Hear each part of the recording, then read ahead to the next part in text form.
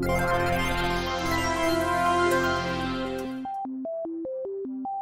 alors, c'est là-dedans que je dois parler, hein. Bon sang, si ces abrutis du bureau des archives pouvaient me lâcher la grappe avec ces conneries, j'aurais assez de temps pour inventer de quoi révolutionner le monde au moins une bonne 50aine de fois. Il faut croire que cette bande de gras de papier se soucie davantage des schémas de mes inventions que ce que l'on pourra en faire. Monsieur, il est de coutume, à l'enregistrement d'une archive, de la débuter par son nom, sa fonction et le sujet traité. Mes recherches indiquent que le nombre d'archives démarrant par du rouspétage sont de moins de 0,0001%. Certes, j'imagine que je vais pas pouvoir y couper de toute façon. Donc ici Jonathan Exé, président et directeur du secteur recherche et développement de Codex, pour cette archive numéro 1. Bon alors, de quoi avait-il besoin qu'on parle exactement? Ces messieurs des archives ont formulé la demande suivante. Enregistrer toutes les notes basées sur les travaux de commande du royaume champignon concernant les projets d'armement champignons, fleurs, étoiles. Ah, on doit remonter aussi loin que ça. Eh bien, s'il faut que l'on ressasse toutes les technos que l'on a inventées à la Codex sur ces 30 dernières années, on n'est pas prêt de se remettre réellement au travail, c'est moi qui vous le dis.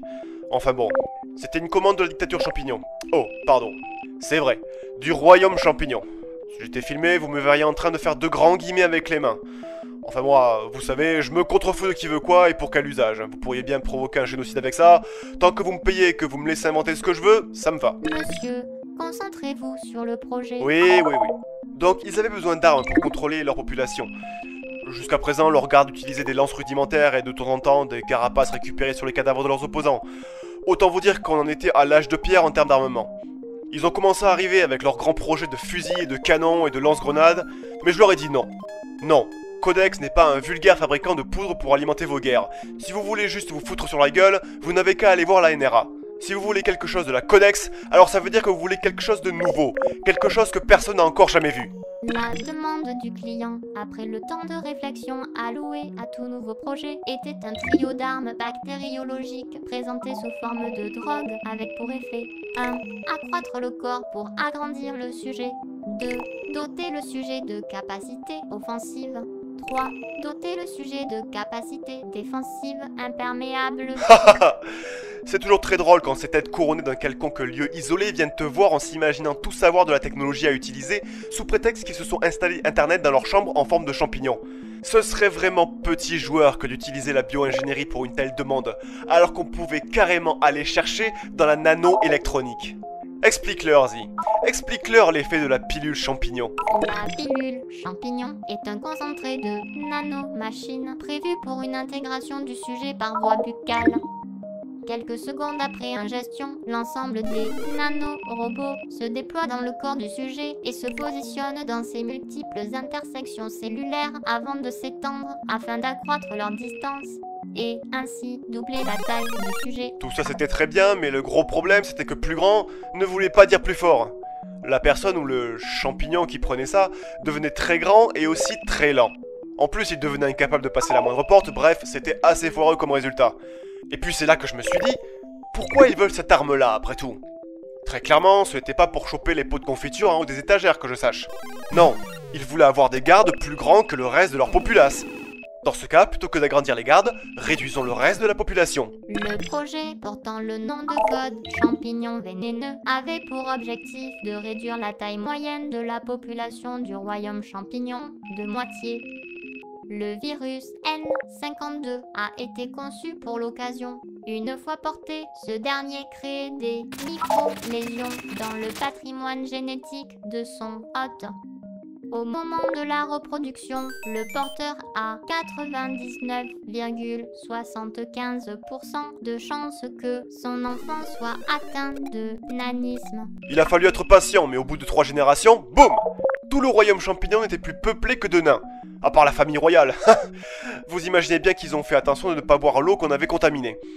Après ça, la pilule ne faisait que leur rendre la taille qu'ils étaient supposés avoir à l'origine. Et ça suffisait pour rendre leur garde plus grand. C'était un peu comme si on avait compressé toute leur population et que la pilule était un décompresseur. D'ailleurs, c'est comme ça qu'on l'avait surnommé dans les labos. La pilule des zip. Attention, les nanomachines de la pilule champignon et de la pilule fleur possèdent une erreur structurelle due à la fragilité de leurs composants. Si le porteur reçoit une blessure, l'afflux nerveux dû au message de la douleur viendra court-circuiter les nanorobots et le porteur en perdra l'usage. Bon après, je dois avouer que passer autant de temps pour le développement d'une seule de leurs 3 armes, j'avais la section comptabilité qui commençait à tirer la tronche.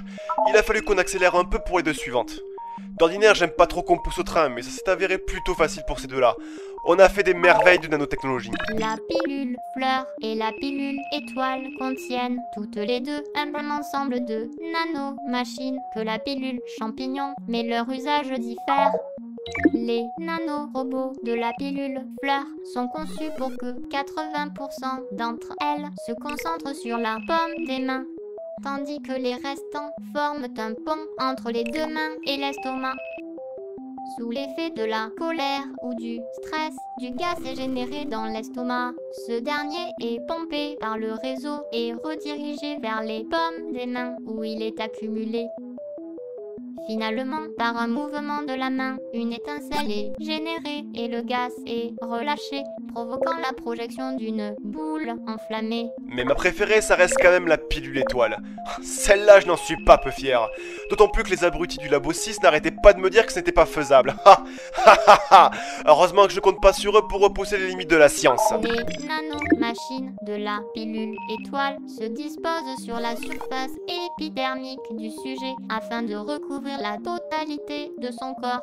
Une fois disposées, elles génèrent une série d'arcs électriques de 2000 volts, les reliant chacune les unes aux autres afin d'enfermer le corps du porteur dans une cage électrique.